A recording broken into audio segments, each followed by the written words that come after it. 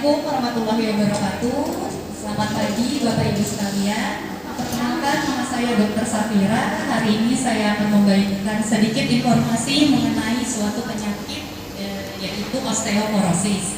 Mungkin Bapak Ibu sekalian ada yang sudah pernah dengar osteoporosis itu apa?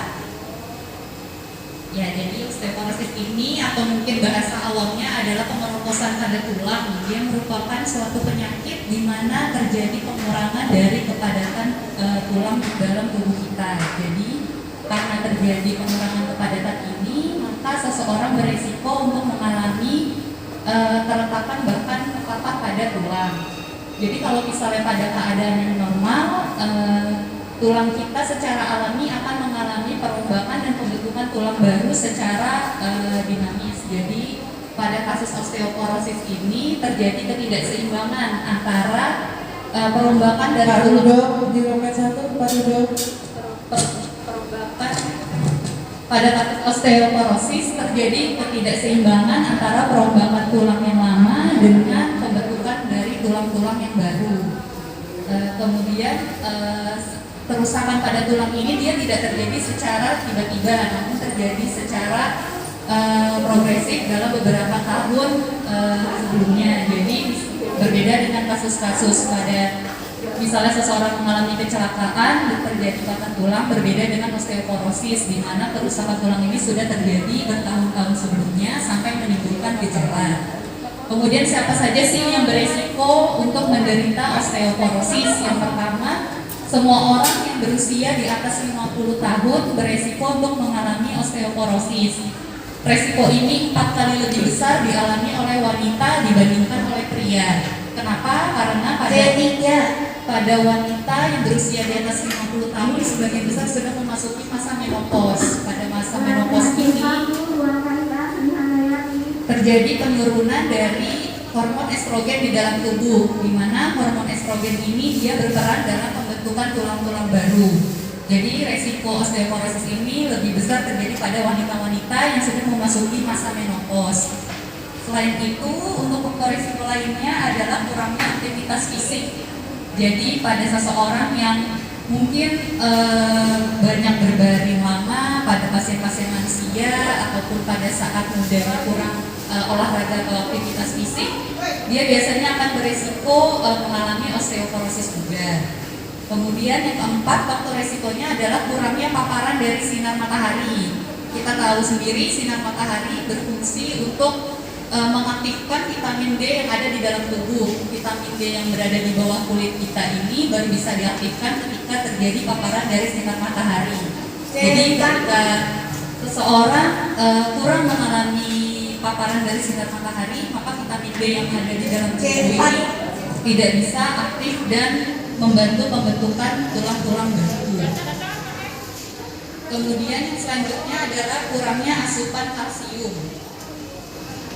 Jadi 99% kalsium di dalam tubuh kita ini berada pada tulang di dalam tubuh kita. Jika konsumsi kalsiumnya berkurang, maka untuk pembentukan tulang barunya juga akan terhambat. Kemudian faktor resiko lainnya adalah merokok. Jadi kita tahu di dalam rokok mengandung nikotin, di mana nikotin ini dia akan menghambat proses pembentukan tulang baru juga. Kemudian selain rokok juga ada konsumsi kopi atau kafein, soda dan konsumsi alkohol juga di sini akan menghambat dari pembentukan tulang-tulang baru. Selain itu ada beberapa konsumsi obat-obatan yang juga meningkatkan resiko osteoporosis. Yang pertama adalah obat-obatan anti kejang, kemudian ada obat-obatan pada pasien-pasien penyakit jantung yang mengkonsumsi obat pengencer darah atau antikoagulan, itu juga meningkatkan risiko terjadinya osteoporosis. Kemudian untuk obat lainnya ada golongan steroid dan metotrexat. Kemudian gejala dari osteoporosis ini yang paling sering kita lihat, yang kita dapat perhatikan adalah posturnya bungkuk. Jadi seseorang yang mungkin dulunya waktu masih mudanya tidak bungkuk, pada saat sudah mulai tua terlihat posturnya agak sedikit menunduk, itu merupakan salah satu gejala dari osteoporosis. Jadi selain bungkuk atau merasa tinggi badannya agak pendek nih, jadi misalnya dulu tingginya 160, mungkin pada usia tua kok jadi saya berapa tinggi badan saya agak turun, itu salah satu satu gejala dari osteoporosis. Kemudian sakit punggung salah satunya juga bisa menandakan adanya terjadinya osteoporosis, karena pada kasus-kasus osteoporosis ini sering terjadi cedera tulang atau patah tulang, dan paling sering patah tulang yang terjadi adalah di tulang belakang. Jadi sehingga seseorang bisa mengeluh adanya tulang.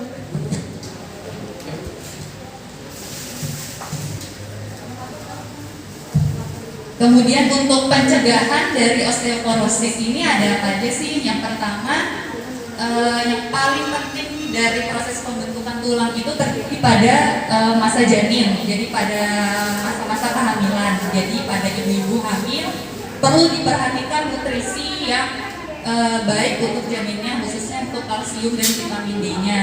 Kemudian jadi pembentukan tulang pertama kali dimulai pada saat masa janin atau pada saat kehamilan, dan tingginya dan mencapai puncaknya pada masa kanak-kanak dan remaja. Jadi pada masa kanak-kanak dan remaja ini seorang anak harus dicukupkan nutrisinya, baik dari makanannya, minumannya. Jadi untuk konsumsi kalsium dan vitamin D per harinya juga cukup. Kemudian apa aja sih sumber-sumber makanan yang mengandung banyak kalsium? Yang pertama ada dari ikan sarden, kacang-kacangan, sayuran hijau, terus makan makanan yang berbahan dasar dari kedelai seperti tahu, tempe, ataupun susu kedelai. Dia mengandung banyak sumber dari kalsiumnya. Untuk kebutuhan kalsium dewasa perharinya adalah 1000 sampai 1200 mg per hari. Jadi nggak perlu konsumsi suplemen kalsium. Ada beberapa sumber-sumber makanan yang mengandung banyak kalsiumnya. Kemudian yang keempat, untuk pencegahan terjadinya osteoporosis adalah aktivitas fisik. Jadi tadi sudah saya jelaskan sebelumnya, kalau kekurangan dari olahraga atau aktivitas fisik ini, dia akan menghambat pembentukan dari tulang-tulang baru. Jadi untuk pencegahannya itu banyak lakukan aktivitas fisik, olahraga tidak perlu yang berat-berat seperti jalan pagi, jogging. Itu sudah bisa membantu untuk merangsang pembentukan dari tulang-tulang baru.